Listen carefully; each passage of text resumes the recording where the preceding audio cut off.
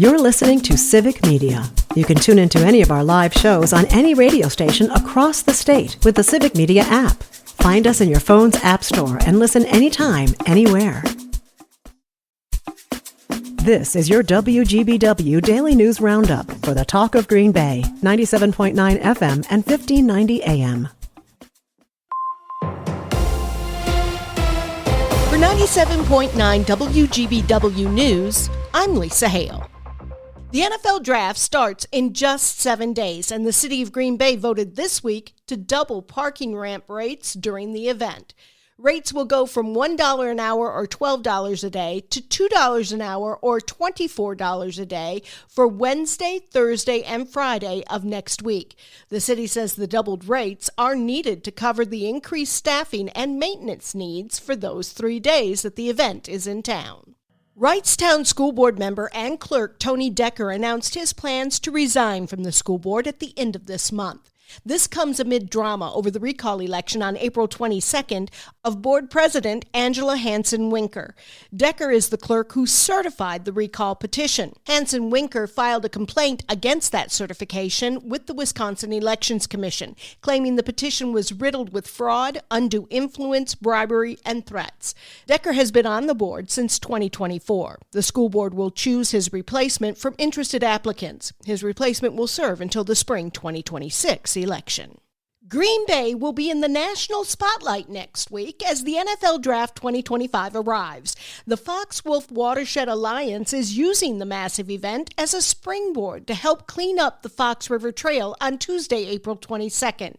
Dan Beckwith with the Alliance. So we thought this would be a great opportunity for us to show how awesome Green Bay is and how well we protect our water. So what better way to do that than to do a fun, easy trail cleanup right along the Fox River just to make sure that there's no trash, litter that's getting into the rivers, and we're just putting on the best shine on our wonderful, wonderful city of Green Bay before everybody starts coming to town. To be a part of the preseason pickup, sign up at fwwa.org. Unless you've been living under a rock, you probably know that the NFL Draft 2025 is coming to Northeast Wisconsin in just 1 week. Officials with Appleton Department of Public Health, Calumet County Public Health, Menasha Health Department, Outagamie Public Health, and Winnebago County Public Health are all coming together to ask residents to check their protection against measles.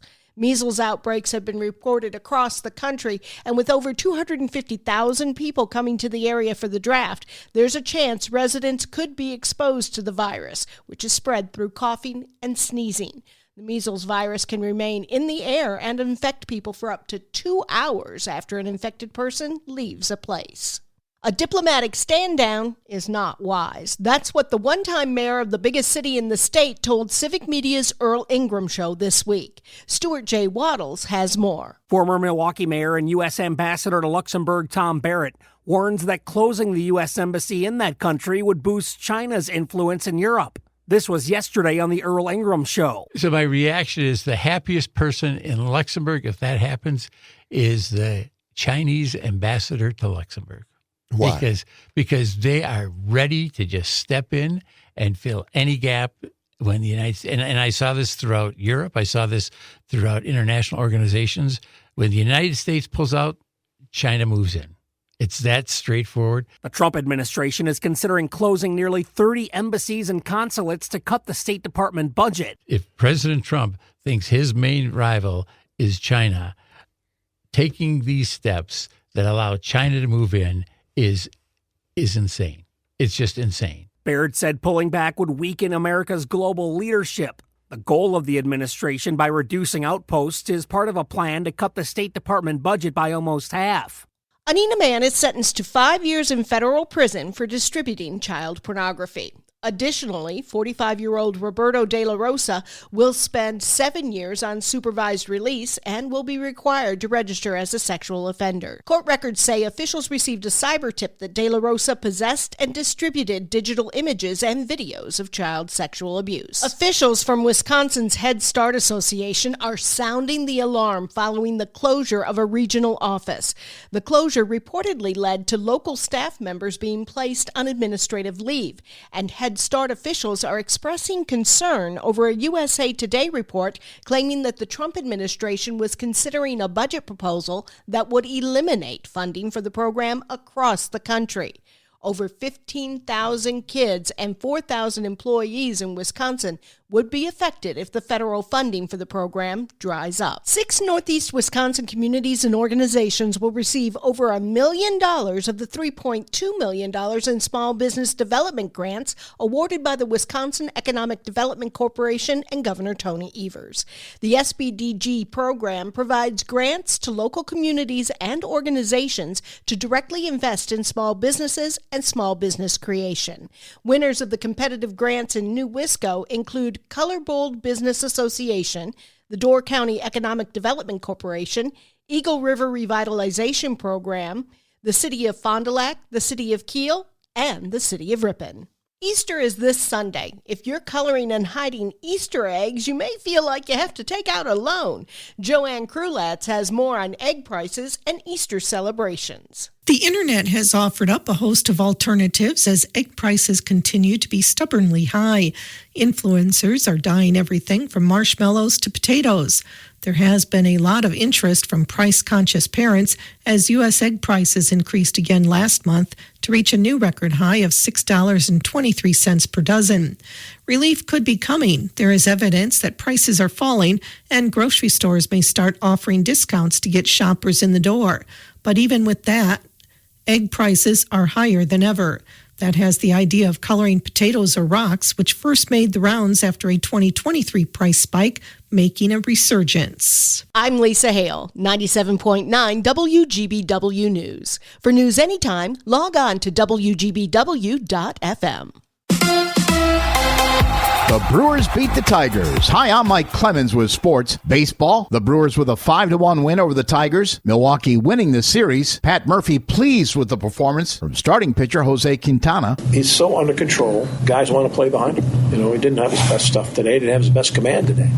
Walk 3 in the first inning. Very efficient after that. Basketball, the Bucks head to Indianapolis tomorrow, where they'll face the Pacers in Game 1 of their playoff series Saturday at noon. Women's volleyball, the Badgers with a 3-0 win over Marquette in straight sets. Head coach Kelly Sheffield says it was a good turnout at the field house for the spring game. I thought we had a great crowd tonight. The number of people that were here, I remember our first year here where there'd be some matches that there'd be half as many as what there were tonight. That's what we're hoping to do is continue to get to the point where even our spring matches are filling the entire building, and then having the match covered on BTN. That's Badgers volleyball coach Kelly Sheffield. With sports, I'm Mike Clemens.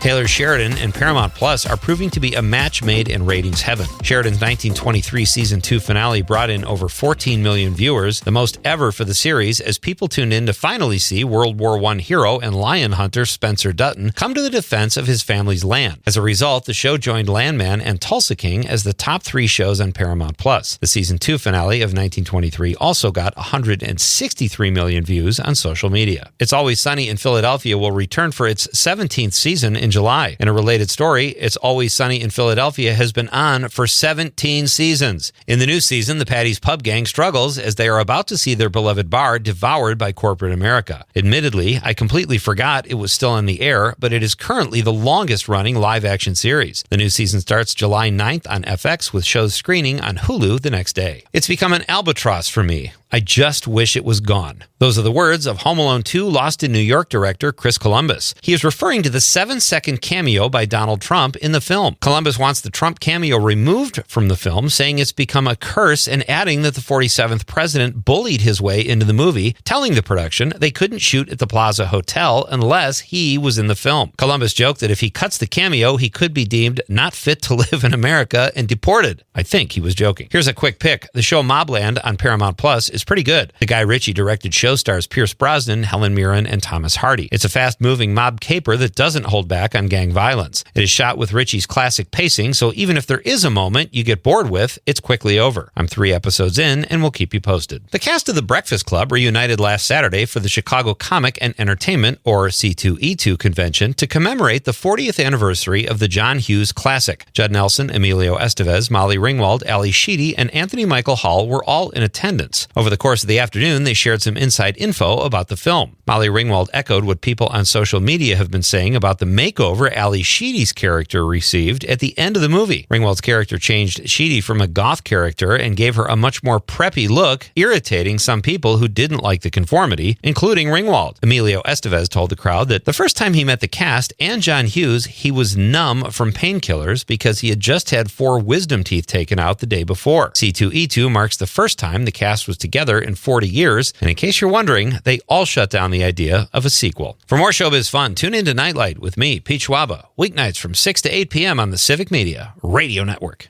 It is going to be breezy today, partly cloudy this morning, mostly cloudy with scattered showers this afternoon. Our high in the upper 50s. The wind out of the southeast gusting to between 20 and 30. Tonight, showers, thunder showers, could get a quarter to a half inch of rain. Tomorrow, scattered showers with a high of 67. I'm meteorologist Sean Cable. Current temperature 44. That's your WGBW Daily News Roundup from Civic Media. Subscribe to this podcast on Spotify, Apple, or wherever you find your podcasts. Find more news at WGBW.FM. The national news cycle never stops, but it can be hard to find news about your local community. Civic Media is dedicated to providing quality local and state news coverage across Wisconsin. With the Civic Media app, you can get notifications about local stories that matter to you and your community. Find the free Civic Media app in your phone's app store and choose notifications from the menu to tell us what kind of news you want to hear about.